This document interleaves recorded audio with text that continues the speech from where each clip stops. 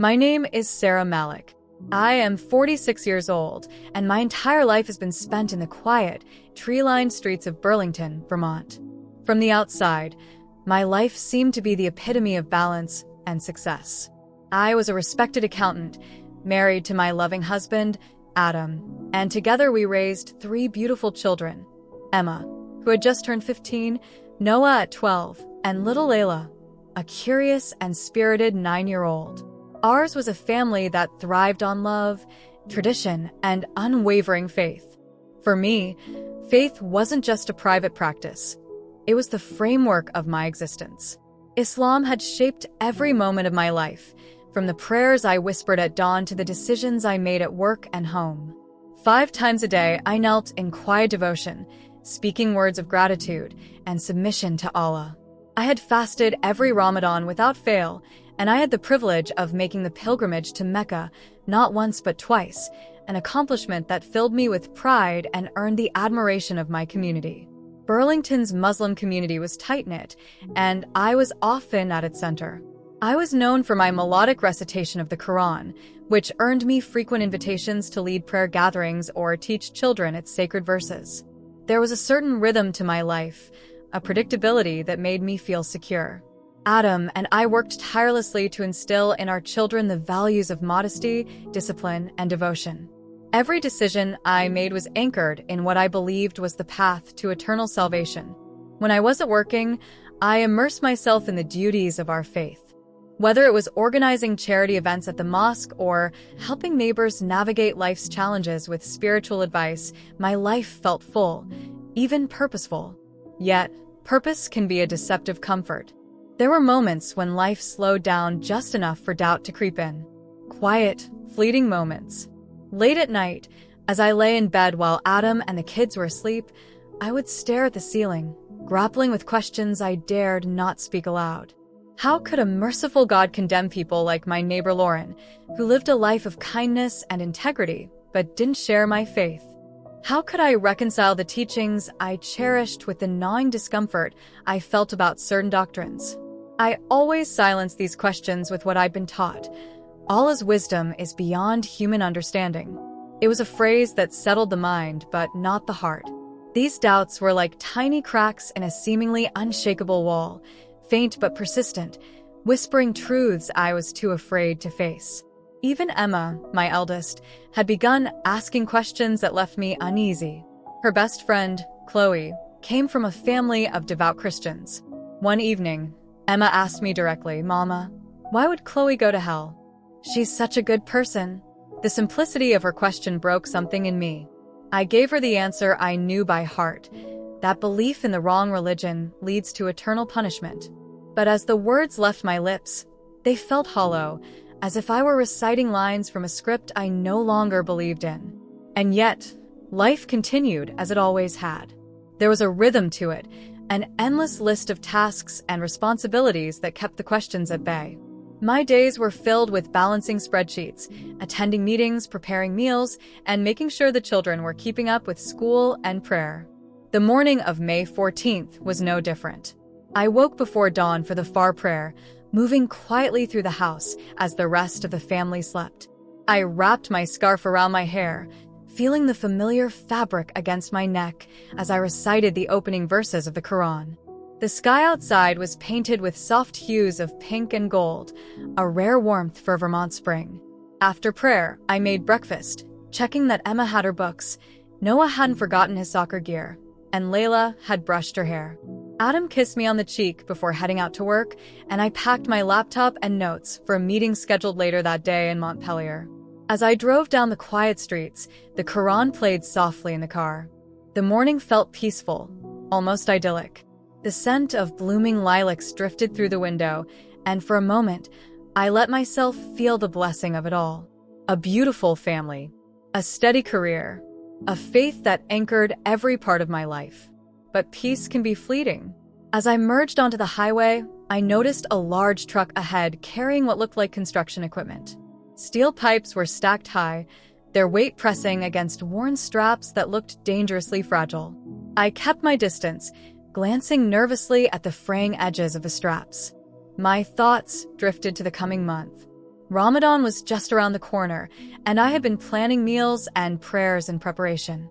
I thought about the extra charity drives I wanted to organize and the new verses I wanted to teach the children.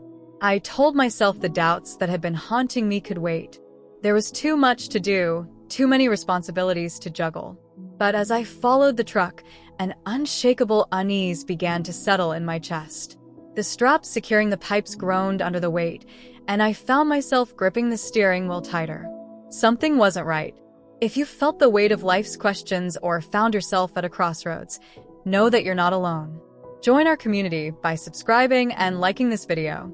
Together, we explore stories of transformation and faith, and we'd love for you to be part of the journey. The sun filtered through the windshield as I drove along the highway, casting a golden glow over the rolling green hills of Vermont. It was one of those mornings that felt almost too perfect, the kind that lulls you into a false sense of security. The Quran continued to play softly on the car's stereo, its familiar verses grounding me in a sense of peace that, in hindsight, felt almost fragile. Ahead of me, the large truck with its precariously loaded steel pipes loomed like a shadow over the serene landscape. The frayed straps securing the load were an ominous contrast to the beauty of the day. My unease deepened, but I pushed it aside. There was a meeting to prepare for, deadlines to meet, and Ramadan to plan. My mind buzzed with the busyness of life, each thought piling on top of the last, leaving little room for the discomfort brewing in my chest. The highway stretched out before me, a ribbon of asphalt winding through the countryside. Other cars sped past, their drivers oblivious to the potential danger ahead. I considered overtaking the truck but hesitated, the weight of my unease pinning me in place.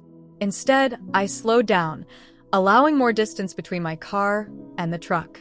As I adjusted my rearview mirror, a sudden jolt brought my attention back to the road. The truck hit a small bump, and I watched in horror as the steel pipes shifted, their weight straining against the fraying straps. My heart raced as one of the straps snapped with a sharp, gut-wrenching sound, and the load began to slide forward. Time seemed to slow, each moment stretching into an eternity. The pipes, glinting in the sunlight, tumbled from the truck like missiles, scattering across the highway. I slammed on the brakes, my tires screeching against the pavement as I swerved to avoid the debris. The world around me became a blur of motion and sound, metal clashing against asphalt, the sharp crack of glass, the panicked cries of nearby drivers. One of the pipes hurtled toward my car, its sharp edge catching the light in a moment that felt almost surreal. My hands clenched the steering wheel as I braced for impact, the weight of inevitability pressing down on me. The pipe smashed through the windshield with a deafening crash, and in that instant, the world went dark. I don't remember the exact moment when everything stopped. There was no dramatic flash of light, no cinematic fade to black. One moment, I was surrounded by chaos, the screech of tires, the shatter of glass, and the next, there was silence. A silence so profound it felt like a tangible presence, wrapping itself around me like a blanket. When I opened my eyes, the scene that greeted me was both familiar and foreign. I was no longer in the car, or at least not in the way I expected. My body lay crumpled in the wreckage below, surrounded by shards of glass and twisted metal. Paramedics worked frantically to free me, their faces etched with urgency. The truck driver paced nearby, his hands gripping his head as if trying to process the magnitude of what had happened. I floated above it all, weightless and detached, watching the scene unfold with a strange sense of calm. There was no pain, no fear, only a quiet curiosity. It was as if I were an observer in someone else's story, the chaos below me a distant echo of a life I no longer felt connected to. As I hovered there, the details of the scene came into sharp focus. The paramedics moved with precision, their hands steady as they worked to stabilize my broken body.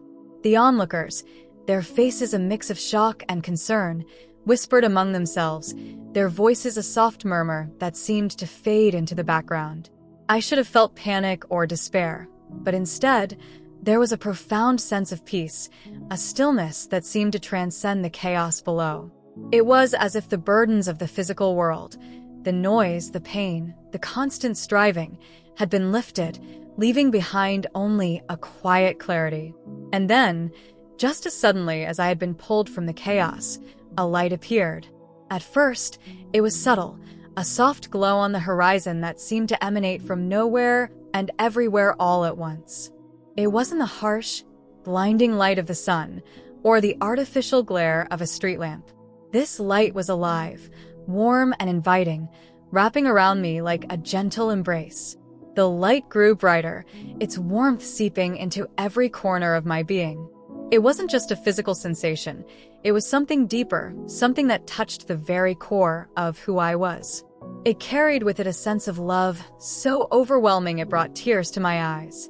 This wasn't the conditional love I had known in the world, tied to expectations and obligations. It was pure, unconditional, and infinite.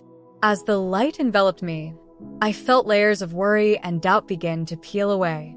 The questions that had haunted me, the whispers of doubt I had tried so hard to silence, faded into the background.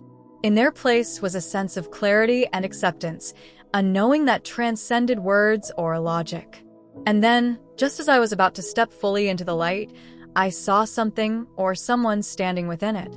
A figure, radiant and majestic, whose presence seemed to command the very fabric of the universe. The figure within the light stood motionless, yet its presence radiated authority and love in equal measure. It was unlike anything I had ever experienced, majestic and commanding, yet overwhelmingly gentle. The light surrounding them seemed alive, pulsating with a rhythm that matched the deepest parts of my being. It wasn't just light, it was life, it was truth, and it was love. As I drew closer, the figure became clearer. I couldn't see a face in the conventional sense, but I felt seen. Every fiber of my being, every thought, action, and secret I had ever held was laid bare in their presence. Yet there was no shame or fear.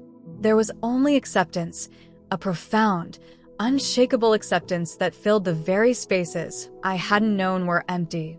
The closer I moved toward the light, the more my earthly concerns began to fall away. The noise of the accident below, the distant cries of onlookers, the sharp edges of twisted metal, they all seemed like a distant echo from another world. My thoughts shifted to my family, Adam, Emma, Noah, and little Ayla. I could almost see their faces, but even their memories felt like they belonged to someone else. The burdens I carried for them, the doubts I had kept hidden, dissolved into the infinite warmth around me. Then the figure spoke, not in words that I could hear, but in a language that resonated deep within my soul. Understanding poured into me effortlessly, as though truths I had always known but never grasped were being unveiled. They weren't explaining or convincing, they were showing.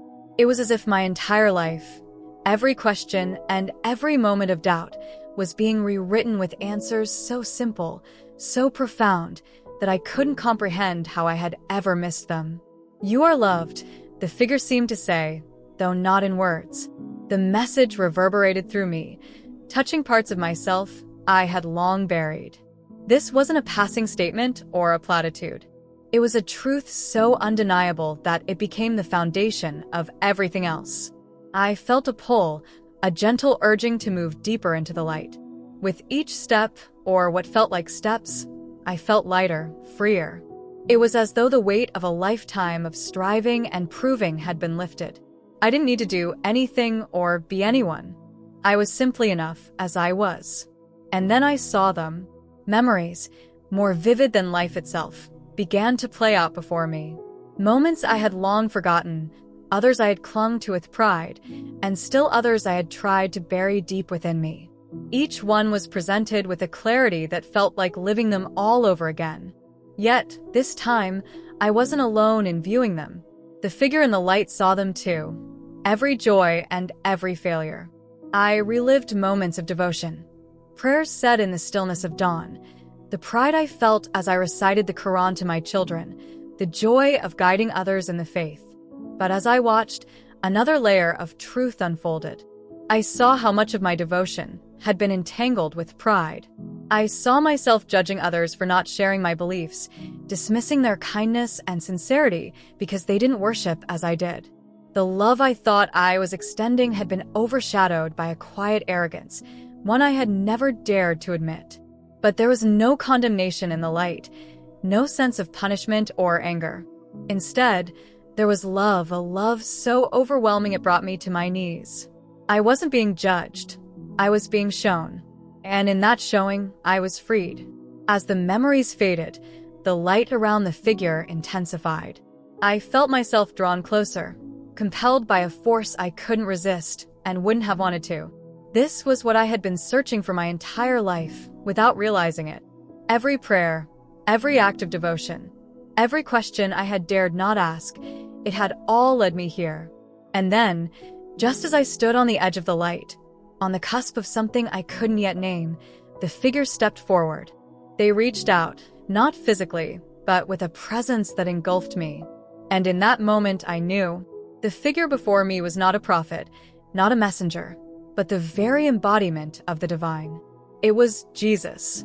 Not the prophet Isa I had been taught about in my faith, but something so much more. His presence radiated a majesty and authority that left no room for doubt. He wasn't just a teacher. He wasn't just a guide. He was Lord. As I stood in the radiance of the light, with Jesus before me, everything I thought I knew began to unravel. It wasn't an unkind unraveling. There was no violence in it, no bitterness. It was like a veil being lifted, one thread at a time, revealing a truth so pure it brought tears to my eyes. His presence wasn't just something I saw, it was something I felt, something I knew in the deepest parts of my soul. This wasn't a figure I had learned about in childhood lessons or recited in religious debates. This was someone who knew me completely, who had seen every hidden corner of my heart and still looked at me with love. Jesus didn't speak in words, yet his message was clear, flowing directly into my being. I understood who he was in a way that transcended language or doctrine. He was the truth I had been searching for, the answer to questions I hadn't dared to ask. In his presence, I felt as though my entire life had been building to this moment. The visions began slowly, softly. At first, they were like echoes, distant and faint, but then they grew clearer, sharper, and undeniable. I saw flashes of my own life, not as I had remembered it, but as it truly was. Every prayer, every act of charity, every moment of teaching my children or guiding others in the faith played out before me. Yet as I watched, I began to see the cracks. I saw how much of my devotion had been shaped by fear. Fear of doing the wrong thing. Fear of not being enough. Fear of disappointing God. I saw how often I had judged others, not out of malice, but out of a deep-rooted belief that my way was the only way. And I saw the pain that it caused, not just in others, but in myself. Jesus didn't point these things out to me. He didn't condemn or accuse. Instead, his love revealed them, like a gentle light shining into a dark room, illuminating truths I had tried to ignore. With every revelation, I felt layers of guilt and shame fall away. There was no punishment here, no scolding, only a love so profound it brought me to my knees. And then came the moment that would change everything. Jesus revealed the truth of who he was, not just a man, not just a teacher or prophet, but the Savior. I saw his crucifixion, not as a distant historical event, but as a moment that was deeply personal, deeply connected to me. I felt the weight of what he endured, the physical pain, yes, but also the spiritual burden he carried for all of humanity, for me. I saw his resurrection, not as a story told in hushed voices, but as a triumphant reality. It wasn't just an event, it was a victory, one that reverberated through every corner of existence. And in that moment, I understood. I understood the depth of his sacrifice, the boundless love that had led him to the cross, and the overwhelming power of his resurrection. The doctrines I had clung to, the beliefs I had built my life around, they began to crumble in the face of this truth. This wasn't just a new understanding, it was a complete transformation. I had encountered the living God, and nothing would ever be the same. This story is just the beginning, and we want you to be a part of it. If you felt inspired or moved, show your support by giving this video a like and sharing your thoughts in the comments. Don't forget to tell us your name and the city you're watching from. We love celebrating our community, and in the next video, we'll give you a special shout-out. Imagine hearing your name and city mentioned as part of this journey of faith and transformation. Join us, and let's grow together. As the brilliance of the light enveloped me, the visions began to shift. I was no longer seeing my past or witnessing the sacrifice and resurrection of Jesus. Instead, what lay before me was a future shaped by the truths I had just been shown. These weren't distant possibilities or vague suggestions. They were vivid, tangible moments, and each one carried the weight of a mission I could not ignore. The first vision was of my children. Emma, my eldest, stood at the forefront, her hands clasped tightly together as if in prayer. But her face wasn't peaceful.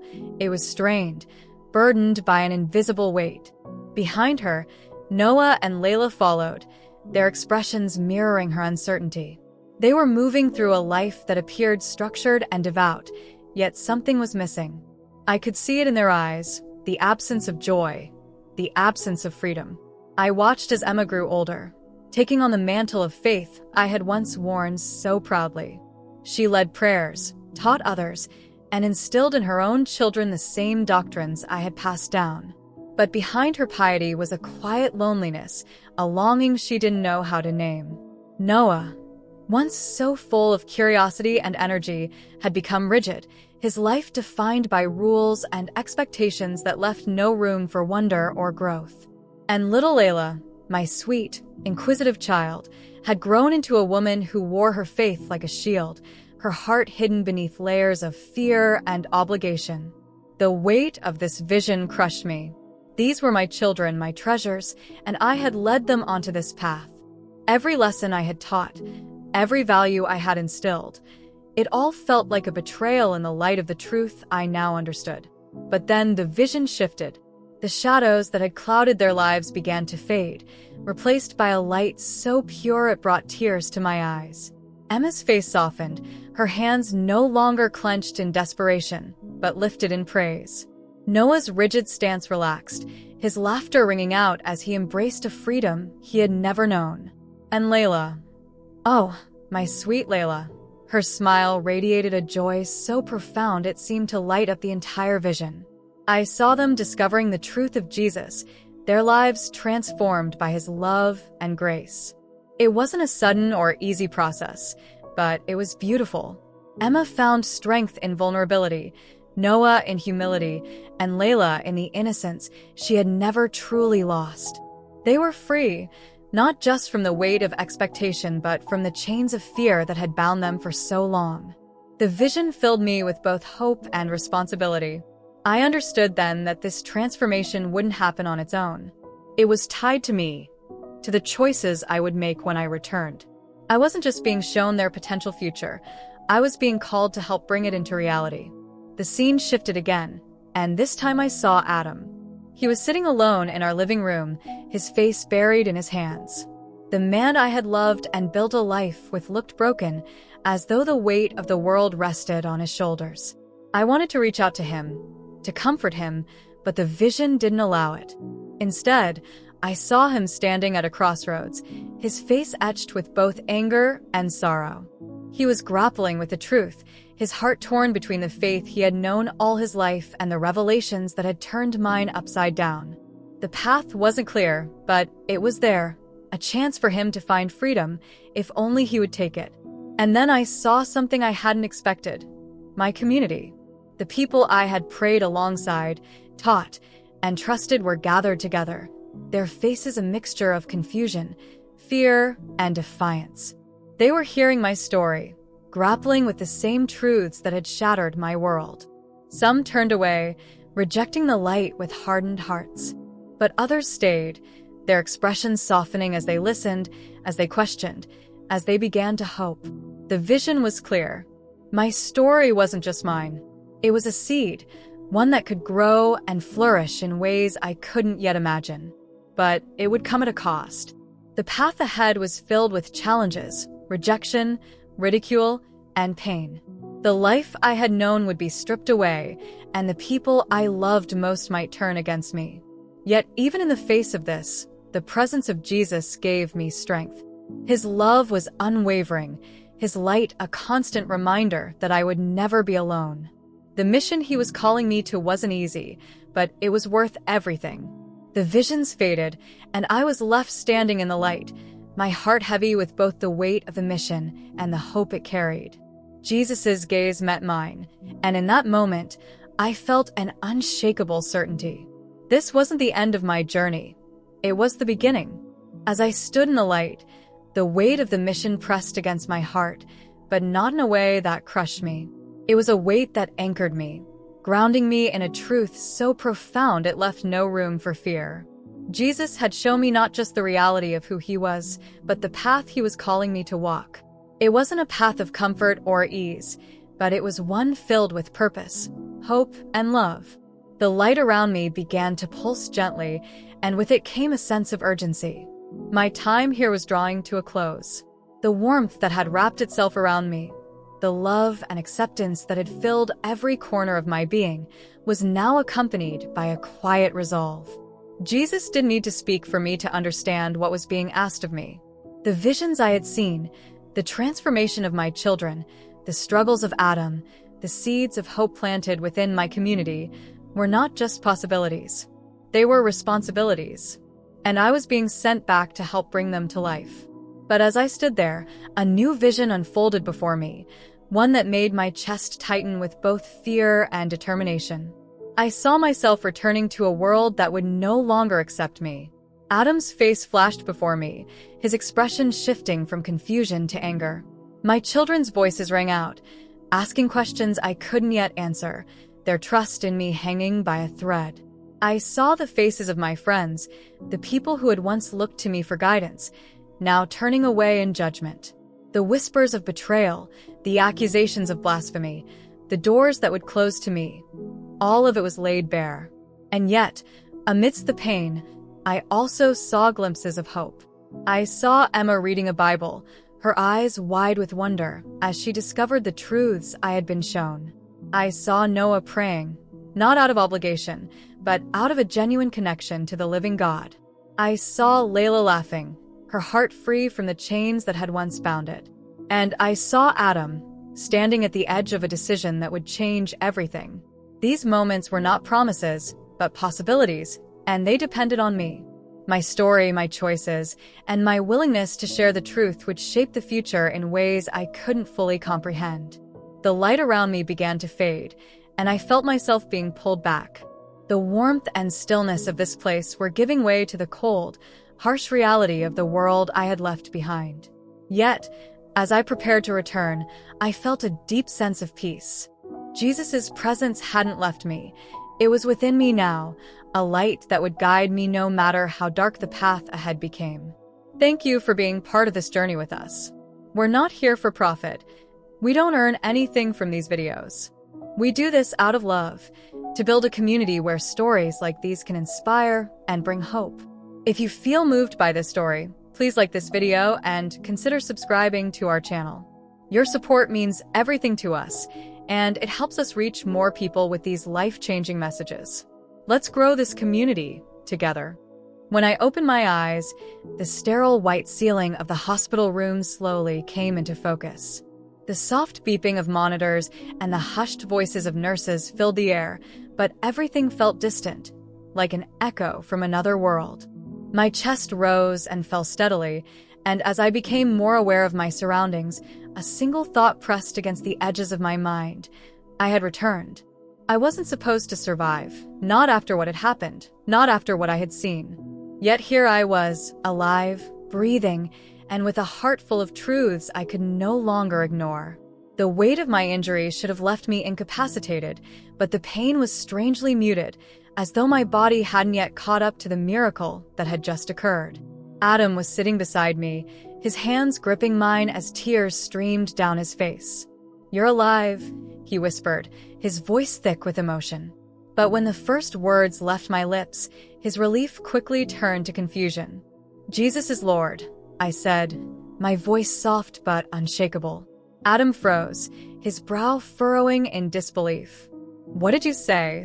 I repeated the words, each one carrying the certainty of the light I had just left behind. "Jesus is Lord." The days that followed were a whirlwind. The doctors were baffled by my recovery, calling it nothing short of miraculous. The injuries I had sustained should have left me in critical condition, yet I was healing faster than anyone could explain. But the true struggle wasn't with my body, it was with the people around me. Adam's initial confusion turned to anger as I began to share what I had experienced. "You've been through a trauma," he said, his voice rising with frustration. "This isn't real. It's just your mind trying to cope." My community reacted even more harshly. Friends I had prayed with for years now avoided me, their whispers carrying accusations of blasphemy. I was branded an apostate, a traitor to the faith I had once so fervently defended. The respect and trust one had built over a lifetime were stripped away, and I was left standing alone. Yet, through it all, I felt an unshakable peace. The presence of Jesus was with me, guiding me through each painful rejection, each difficult conversation. His love was a steady flame within me, reminding me that I wasn't truly alone. Slowly, I began to find others who shared my story. Through a chance encounter, I connected with a small underground church, a group of former Muslims who had also encountered Jesus in ways that defied explanation. Each of them carried scars from the rejection they faced, but they also radiated a joy and peace that could only come from Christ. Together, we worshipped in secret, sharing our struggles and supporting one another as we grew in our faith. For the first time, I began to study the Bible, and every verse came alive with a truth that resonated deeply within me. The hardest part was watching the distance grow between me and my family. Adam moved our children to a stricter Islamic school, limiting my time with them and filling their minds with stories about how I had lost my way. But even in the face of their rejection, I refused to give up.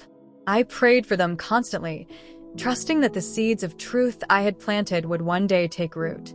As I sit here now, sharing my story, I feel an overwhelming sense of gratitude. The path has not been easy, and the cost has been great, but the reward has been greater still. Knowing Jesus has given me a freedom and a joy that I could never have imagined. This journey doesn't end here. It's only the beginning. If this story has touched your heart, don't stop now. Click on the next video appearing on your screen. It holds a revelation that could change your life forever. And before you go, don't forget to give this video a like and comment amen below so the blessings you've received today can continue to flow. Let's grow this community of faith together, one story at a time.